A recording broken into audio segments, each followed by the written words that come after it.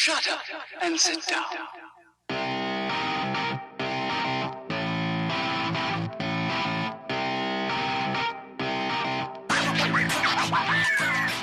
Welcome to the Roofr Report, brought to you by Roofr.com. Hey everybody, welcome to the Roofr Report. I'm your host, Pete, and with me today I have Nick from Roofr, my Hey. coworker here, and also my co-host of the Roofr webinars. And a very interesting topic here today. I think we're going to shift gears a little bit. You know, we've been dealing specifically with tech in this industry, and how to pick the right tech, and how to prepare ourselves for using that tech out in the field and getting our business up and going.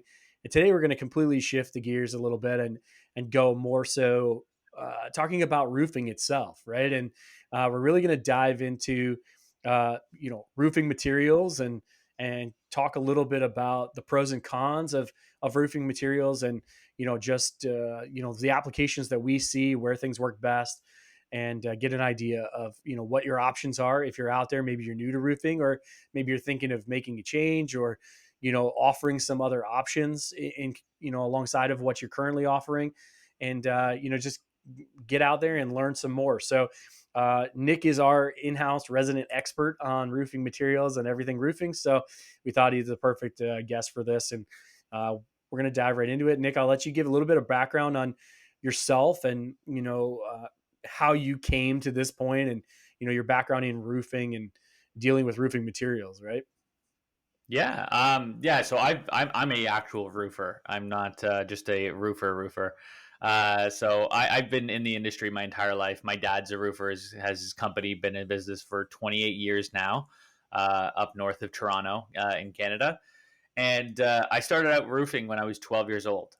So I knew everything about like roofing I was a kid watching my dad build his business. Had all the sample boards, played around in the shop, and kind of messed around with shingles. Then the summer that when I was 12 is when I got up on the roof and actually started doing stuff.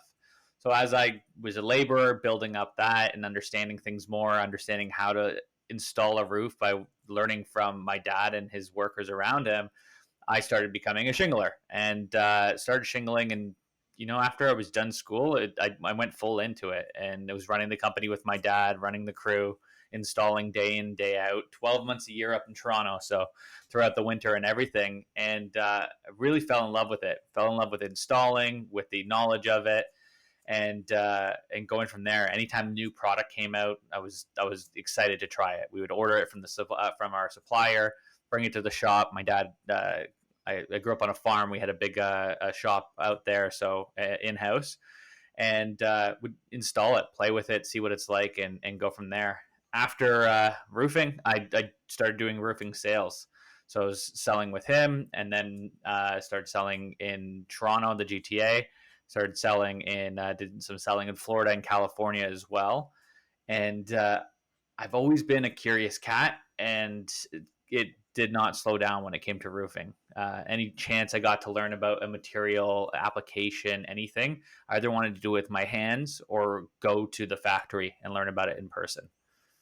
Yeah, and I think it's great to get as much knowledge as you can, right? Like, I know just from my time on the roofing side of this that it seems like there's a lot of experience driven choices made when it comes to picking a shingle that we want to offer to our customers, whether that be a great experience and that's why we're sticking to that shingle, or whether we are counting a shingle out maybe from a bad experience that we had. And it goes just beyond the material. I think it goes all the way to the customer service involved behind the scenes with that shingle, or maybe even the supplier that's giving us that shingle, right? So I guess let's talk a little bit about brands, brand recognition, who you guys see. Obviously, I think you and I have had this conversation of who you see as kind of the front runners up there in Canada versus who we see here in the States. Sometimes differs. I think that here in the States, like I said, I think a lot of the brands are regional. I think some brands dominate certain regions because of their characteristics and what their capabilities are and the quality of them. So I think talk a little bit about what you guys see up there. What are the trends in Canada of, who the front runners for shingling. Why is that? Why are those ones that stand out above the crowd up there for you guys? Obviously, some unique weather patterns that we're not experiencing in portions of the U.S. Yeah, that's a big point to it. So like we have like the 5 or 6 major brands, and you could sub one out for another one down in the States. But basically, we have BP and ICO, the two Canadian manufactured ones, and then Owens Corning, Certainty, GAF, and you could add Malarkey to that list as well. Those are the major brands up there. Whereas if you're in the States, I know you got all those ones, but add in Atlas and Tamco with it as well. But what you see up here is the ones that kind of lead the round, and it's for the longest time it's starting to kind of shift a little bit. But ICO and BP would be 90% of the installs, especially in Ontario, because you got ICO made out of Burlington is their main hub for their main distribution factory, and then BP is made out of Montreal. I've gone to both those manufacturing offices and the factories just to kind of learn more about the process, how it's installed, and everything. And those ones tend to do the best up here, not only because they're better priced, because they're made in Canada, but also just they are built in for a lot of that seasonal atmosphere as well. Yeah, and I think down here traditionally we see your GAF and your Owens Corning probably being the most common. I think that at times you'll see Tamco be offered maybe as an Mhm. alternative to those based on price. And then I noticed Atlas is very regional here. So I think if you get in certain areas of the United States, Atlas tends to dominate those areas. But let's talk a little bit about what you see as what makes a shingle better in that cold weather environment. Why are ICO and BP standing out up there? What are they doing with their shingles that are making them the front runners in that climate up there? Yeah, there's a couple things. So like one thing that I always hear and always see is people saying like this product's the great and this one's garbage. And it's true in the past. There's a lot of things that you can kind of go with from the past and saying like, oh, this product never lasted. This product had to be recalled and stuff. But now, 2022, it's very centrist to say, but everything's good. Everybody's kind of having to compete. If they are subpar, it will be shown, and they just won't sell as much. But when you look at each one of these major manufacturers out there, they've all improved their products to be a reinforced fiberglass product with the base and asphalt coating. They all have advanced sealants, like a fast lock sealant system, and a lot of them have reinforced nailing areas. So what made BP and ICO great up here in the past little bit, with since their change into the reinforced fiberglass products, is a part of their sealants on there. Now I know a lot of people listening to this would probably be like, "Oh, their sealants are garbage," or this and that. I've installed BP and ICO in very very cold weather on new roofs, so there's no heating or anything to or insulation to kind of keep them there in the middle of a field in minus 30 degrees Celsius weather, and I've never had a callback. My dad's never had a callback, and he's worked throughout 12 months of the year. It comes down to insulation process and the way that you're kind of taking care of it. My dad's old way was handbagging in the winter. So get your cold fingers ready and just shingle everything by hand, so you're not having any blow throughs, you're not having any like angled shots or anything like that. So that's a big portion of it. I feel that their reinforced fiberglass product and the material that they use up here really really reacts to like our really harsh winters well. The other cool thing about it is like for BP, for example, they have a patented double lock sealant system.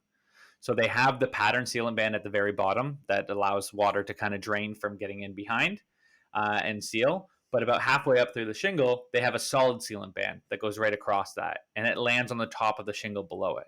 So it's a really, really cool product for not only lower sloped roofs, but also high wind areas.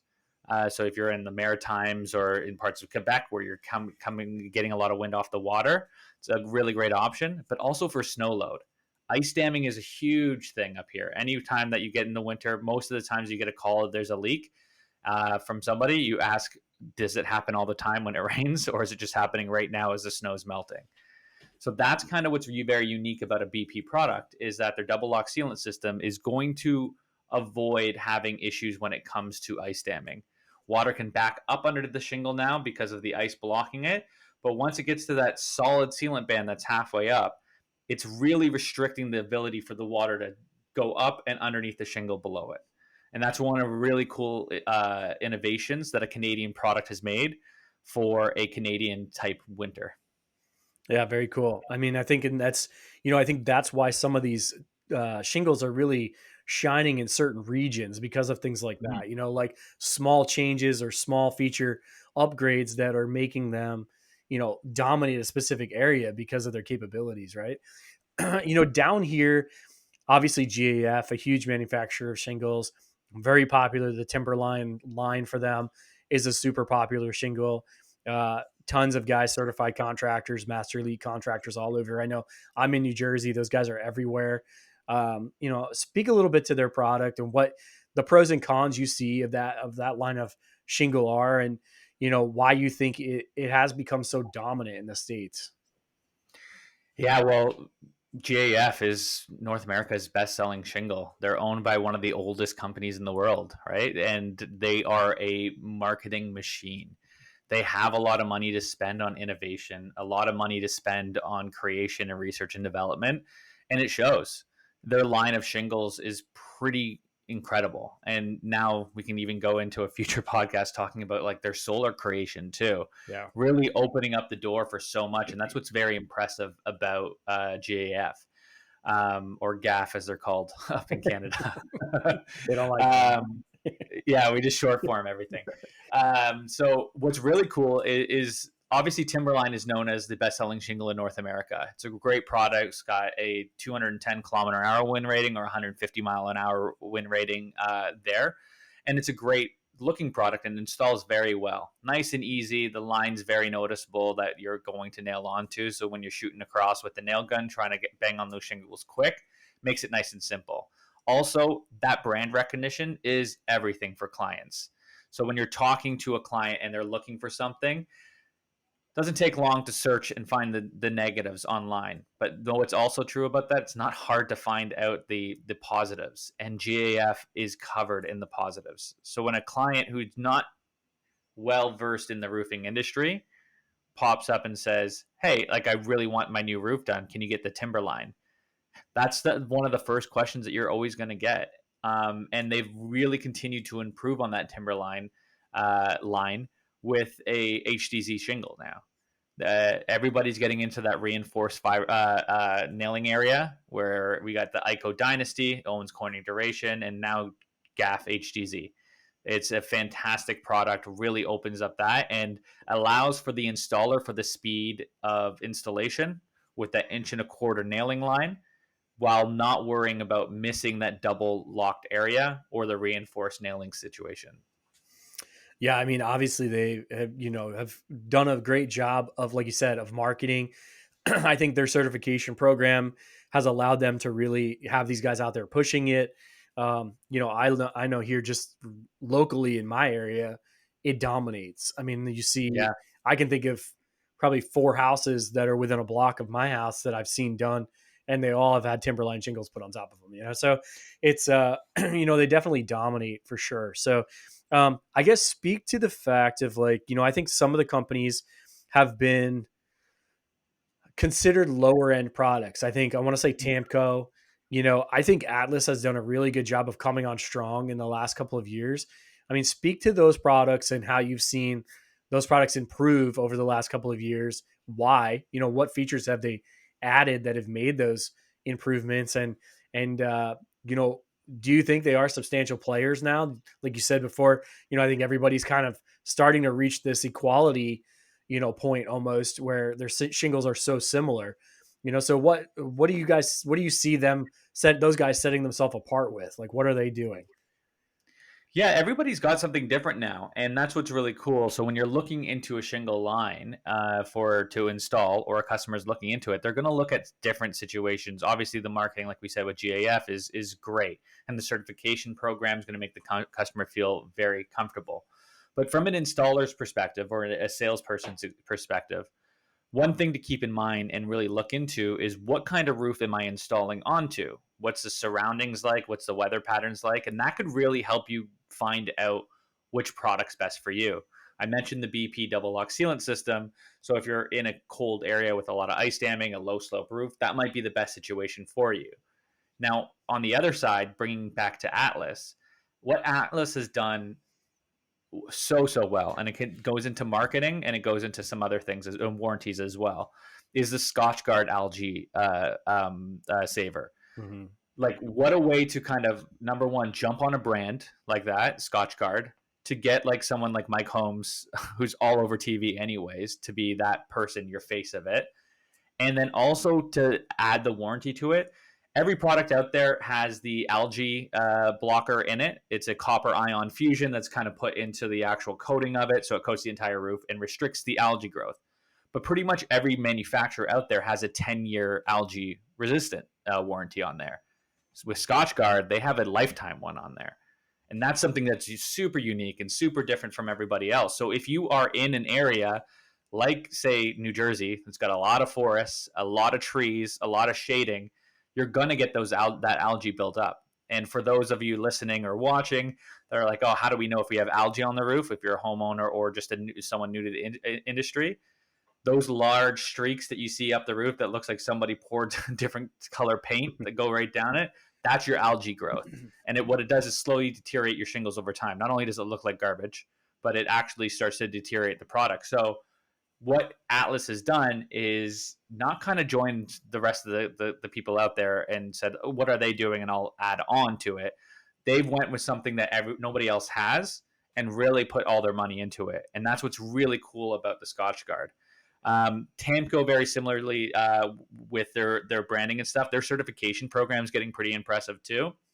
Now, they're probably one of the smallest in the industry right now when it comes down to like reach and size and coverage and stuff like that, but they do have a really good price product.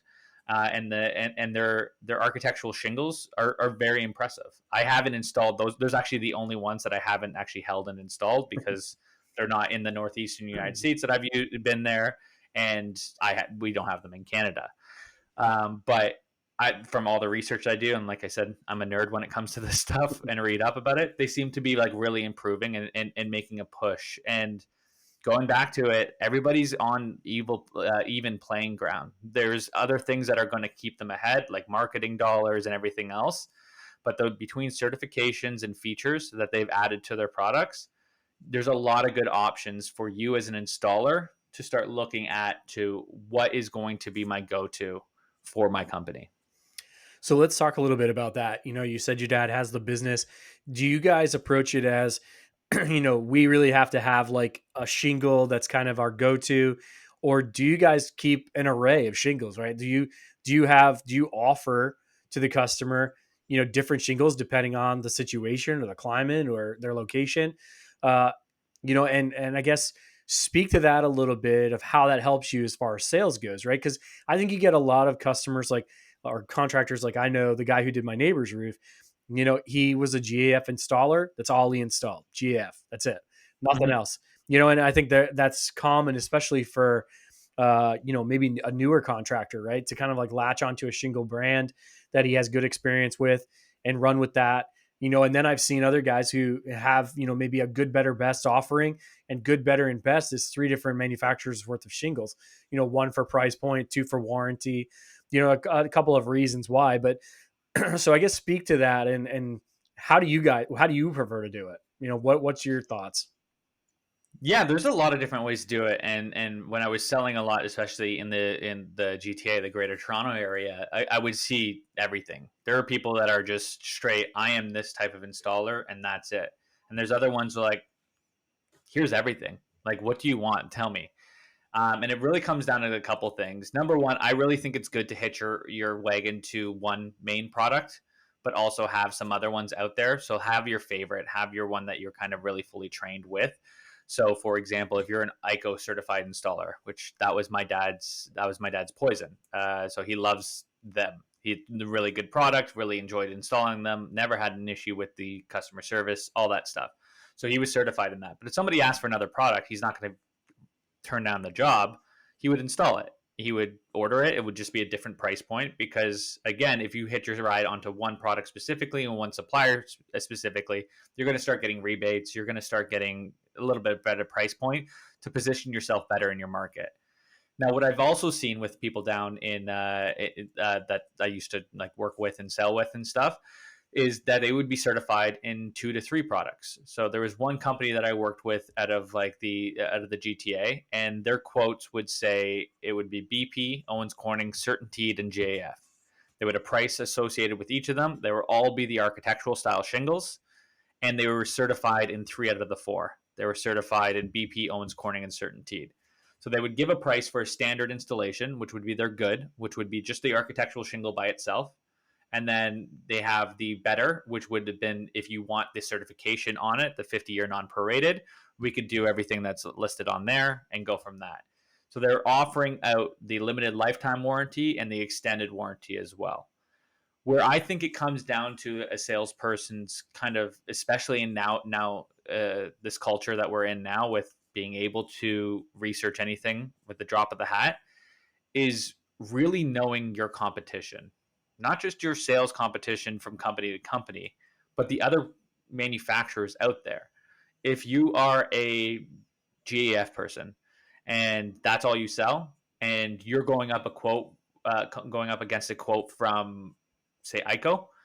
This guy's an ICO installer, and say his price is a little bit better, so to speak. If the customer comes to you and says, "Hey, this person's using ICO, do you have any ideas about it?" You can't just say, "Hey, they had a class action lawsuit 15 years ago," and then that's the end of the conversation. You're not doing yourself a service, and you're not doing the customer service. You should be looking into and knowing what ICO is, how they are working, and how does it compare directly to your product. So if it's an ICO Cambridge and you're using a GAF HDZ, be like, yeah, ICO is a good product. They have a reinforced fiberglass shingle. Yes, they did have a lawsuit, but everybody did. Let's be honest. Whoever made organic asphalt shingles in the late 90s, early 2000s, all have that class action lawsuit. But talk about like, yeah, we're both reinforced fiberglass shingles, but that ICO Cambridge doesn't have a reinforced nailing area where my HTZ shingles do. And that's going to really help out with wind lift and wind pull. Versus if you have, if they're using the ICO Dynasty, you should know that too. Like, yeah, they also have a reinforced nailing area. Theirs is on the back, ours is in the middle, and here are how they differ. Educate that customer, give them the respect of that, and can't tell you how many jobs that I won over other people that were actually more competitively priced because I was able to educate them on the products and also the competitors' products. Because guess what? Not all those your competitors are going to know the product like that. Do yourself the service, learn a little bit more, and impress this customer so they know that they're going to be spending a good amount of money for a roof that they're really not going to pay attention to with somebody who really believes in a system and knows how to install. Yeah, and I think this is something that you and I talk about all the time in all aspects of this is the education piece and how valuable it is because as from a customer standpoint, that's going to add to your credibility as the contractor. Having that conversation with me, I'm like, wow, this guy knows his shit. Like, you know what I mean? Like he knows what he's talking about. I think that goes so far, to build that reputation and to build that credibility with the customer.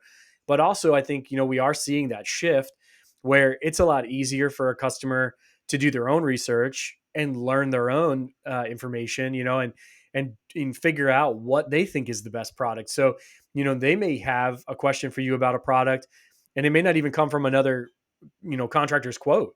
It may just come from something they read online somewhere, and so being able, like you said, to speak educatedly about all of the possibilities of what could go on their roof, because you never know what they're going to bring up and you don't know who the competitor is offering, and whether it's at a better price or not, and why is it at a better price, and I think, I dealt with a contractor at a Pennsylvania one time, and they said one of the best things to me is he said, we go in there and we are probably one of the highest priced contractors that is going to quote a roof in our area, but we own it. We don't drop our price. We don't negotiate. We don't try to undercut anybody. He goes, we go in there and we own it and we build it on our reputation, our quality, and our knowledge of the products, and being able to convince that homeowner as to why our product and our installation is going to be superior to the competition. and he said we justify our price point. And I think, this speaks to a lot of that, being able to go in there and say, yeah, am I a little bit higher priced? Potentially, but this is why. This is our guarantee. This is our installation process. And this is the product that we're using and why it's a better product. So I think that, that's a huge piece that I think, gets missed by so many guys because they think, well, I'm a GAF guy or I'm an Owens Corning guy. Like, that's all I need to know. Right. Like, I just need to be an Oh, expert big on my own material. Yeah, and it's crazy. You said the word perfectly is justify. Like nobody here wants to be the chuck in the truck. We all make fun of that. Like the truck in the truck, don't have license, don't have insurance. You're just going around. You got the lowest price, and you're going to screw up the roof. So you need to. We all know that there's going to be people cheaper than us. We're all legitimate roofers listening to this probably as well because you're actually searching out information, which is shows that you're already ahead of the curve. So it comes down to justifying why you are. Be that person's education piece. I've always said roofing is not a sexy purchase. You're not going to go in and brag about you getting a new roof. On the majority of homes, the first time they've ever thought about the roof is because it started leaking. They never even looked at it. So now it's just like completely different. You want to give them something nice that's going to be presentable because I'm sure you're the same, Pete. You're driving down the road, you're looking at roofs more than you're looking at everything else, right? Yeah. So it's you want to have it presentable, but you also want to justify what you're giving because it's not a small price tag, it's a big price tag. So educate them on it. I had a situation where I was having a conversation with a roofer the other day as well, where they had a client who reached out and said, "Hey, I need my roof done, and you guys did my roof last time. Want to look and learn a little bit about these things because they did their own research and they knew the roof was coming up. It's been 20 years or so, whatever. And they were like, I want to learn about this. It's a synthetic slate. And I want to learn about this, which is metal. And then I want to learn about this malarkey because they're very like green people. So they're looking at energy efficient products and something that's going to last long. And it's great to be able to go up and be like, yeah, here are the differences here. You got the synthetic slate. It's X amount price roughly per square foot, just to give you an idea before I quote it. We got to use stainless steel or copper nails on it. This is how it all goes. And that's one price point. And then you go into the malarkey and say, yes, they are a smog reducing technology. They are done with mostly recycled product and it's an SBS based shingle. But here's the price point to that. And this is what it looks like. And being able to really kind of show that lets them know that I'm not just coming back to this person for the second time because they did my roof the next time. They can go with anybody, really. I'm going back to this person because I trust them. They know the industry, they know what they're doing, and they're able to help me make the best decision on my roof. Not the most expensive decision, but the best decision for me and my family. Yeah. Let's talk a little bit about all the other products, right? Like, I think we've really covered asphalt shingles, right? Let's just briefly touch on the other products, right? I think that there's a very niche market, and I don't think a lot of contractors really get into it. I think it depends a Mm-hmm. lot on your region. I know like the Florida guys will deal a lot more with slate and Spanish tile and, metal roofs down there than potentially up here, like where I'm at.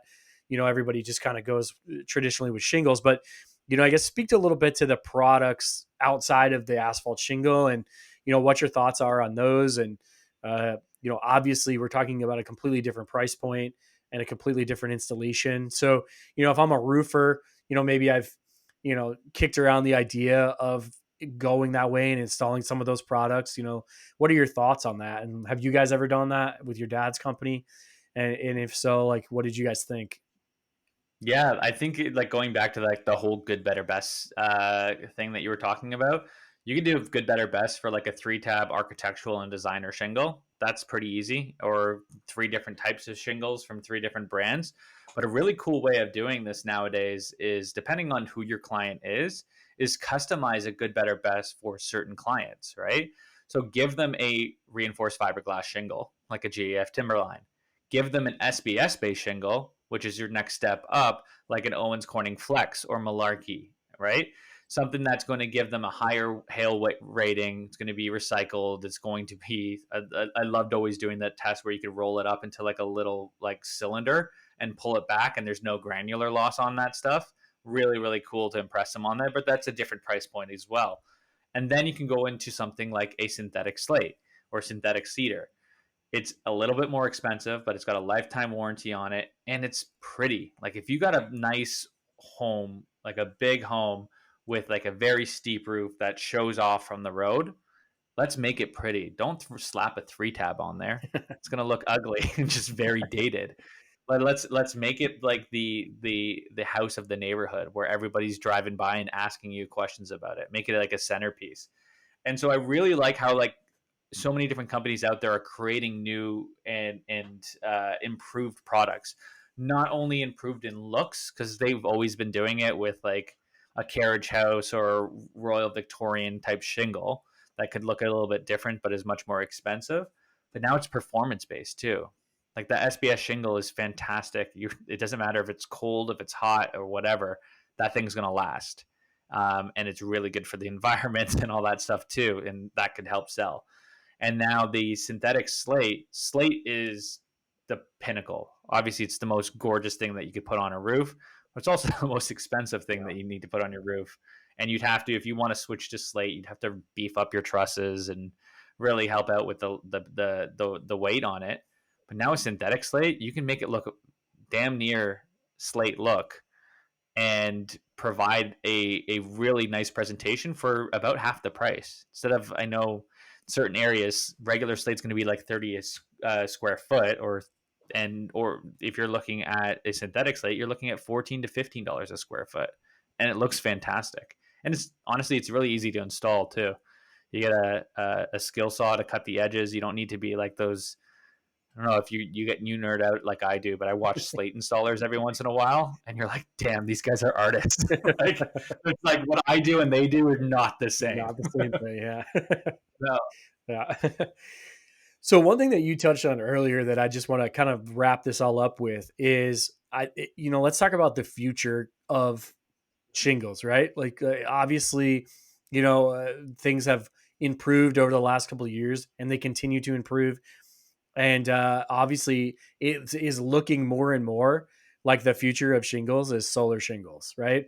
Mm-hmm. So, what's your take on that? Like, do you think that we are going to move in a direction where eventually down the road, obviously no time in the near future, but down the road, like that's going to be the offering? Well, let me ask you a question. During the time of this filming, how's the gas prices in your area? Yeah, exactly. Yeah. Yeah. I think we're Like, definitely, heading in that direction. yeah. So it's expensive. Oil's expensive. We're gonna have to look in different ways for renewable energy, regardless of your position on all that. It's just a fact. Like we're going to need to find out other ways, and we have renewable energy out there, and technology is always advancing. It's always getting better, and we're able to provide stuff. And like you said, that roof is not a sexy purchase. All that space is just wasted if you're not using it for something. So Yeah. my first thought on it, and when it first started becoming more and more popular, and then obviously we can get into like the Tesla roofs and the GAF solar roof and everything else like that, but is why not? Like most people don't look up at the roof anyways. Why not get some energy for it? Even if like the solar technology is advancing and be able to capture more and more energy from it, it's always going to get better, but why not use that stuff for it and get paid back a little bit from the government? We spend a lot of taxes, so let's get some back at the end. So I love the way it's going. I love the innovation and stuff, and a lot of my friends dads and stuff when we were younger were like doctors or whatever, or engineers and stuff like that, and I was always so proud of my dad being a contractor and a roofer, and it just nobody else that I knew where I grew up was had dad that was in contracting or roofing and stuff. Now it's even cooler. Like in my mind, like I can't wait till I have little ones running around. I could talk about like, look what dad installs. Like these are solar roofs and stuff. So Yeah. I love it. I love where the direction we're going in. I love that the big players are all joining in. Sony and Samsung have their versions of solar roofing products. Tesla's obviously got their big one. GEF's jumping in, and all the other big players are starting to poke around because a a shingle product, sorry, a roofing product that's not a giant solar panel that can go on a roof and look good as well as perform well is super super exciting for the industry. Yeah, and I think that's one of the things that I've noticed the most about it is, for the longest time, we've had a roofing industry and a solar industry, and this solar shingle is really bringing the two of them together because Mhm. because now I can have solar installed by my local roofing company. Right. And Yeah. so that changes the game overnight. Right. Like I can go to my local roofer and say, like you said, I'm a green guy, like I want to save energy, whatever the case may be. I really would love to have a solar shingle. And my local roofer can now be the installer of that. And that's going to change the game completely, right? Because when you don't have to go the specific route of solar to get solar, right? When I can go to my neighborhood roofer and he's like, "Oh yeah, I have a solar option." I think Mhm. completely changes it, right? Like it completely changes the availability of it, the sales of it, how readily it's going to be out there. So I'm very interested to see how that progresses over time, and if it eventually someday overtakes the standard shingles like we're used to seeing. Yeah, certainly in the South, I think that's going to get pretty close to that. But as an installer, you got to look at it as, yeah, why not? Like we have our one of our favorite customers that we do have at Roofer here is Paul Swingle, and he installs Tesla tiles all the time, and he does regular roofs, and so he's able to do both and be able to do it. And the one thing to keep in mind for all the installers and salespeople listening, if you do have a solar division, the margins are a lot better than roofing. Yeah. So this could really, if you have that and you are known as the roofer in your area that does not only roofing but solar as well, you've opened yourselves to a bigger reach, and you're able to then travel more. Once people start noticing, those margins are going to allow you to open up your service area even more and install products in specialty houses and different locations, different areas, and it's really a great way to kind of set your part self away apart from your customers. Sorry, your there's a competition. There's the word. It was a C word. I can remember it, and really set it apart. I'm very excited to see what happens. Obviously, the South is going to lead this way because of just the amount of sunlight that they get, the no winters, and everything else like that. And I'm very excited to see how it transitions up to the northern hemisphere above that snow line where you and I live in the Northeast, right? Yeah. So how solar starts to open up the door a little bit more up here is going to be very exciting, and I for one can't wait for it. Yeah, yeah, I'm really looking forward to seeing what the future of it is, and how each company gets involved in that, and how they roll their products out, and just seeing, like I said, the kind of the melding of the two industries together. I think will be a very interesting play there to see how it Mhm. all kind of falls in line. So man, I really want to thank you for jumping on. Great to, like I said, kind of shift gears a little bit and talk about something a little off topic for us. Obviously, from we're on the tech side of the business now, but nice to kind of go get back and talk about being out in the field and what goes on out there and the products themselves. So, I thank you, Nick, for joining me and you know Of course. talking all this stuff and you know If um, I sorry to interrupt, but if I could just mention one thing, just like a yeah, word of advice and something that like really helped us out and me out personally, and I know the contractors that I talk to on a daily. Educate yourself with all the products out there. Learn. You don't have yeah, to use all the products, but try it out. Buy a bundle, bang it onto some plywood, see how it is.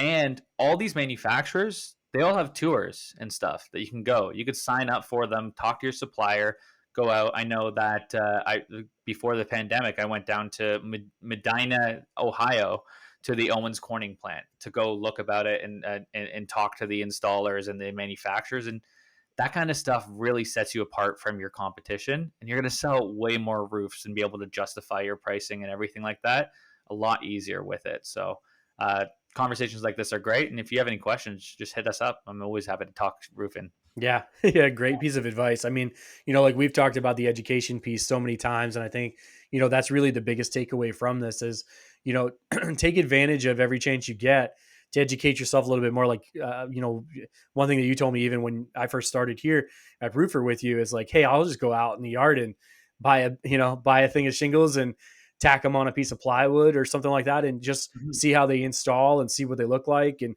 get the feel for them. And I think that's great advice. I think it goes a long way for you to have an understanding and be able to talk to all the brands and all the new features that these things offer, and be able to, like you said, even rebuttal some of these things when you're out in the field, and people have questions about either the competitor's quote or another product that they saw. So, you know, I think that's a great piece of advice. So I appreciate Nick jumping on, and for everybody listening in, be sure to listen in to future podcasts as well, and join us for some great information. It's a pleasure. Thanks, Pete. All right, talk to you soon.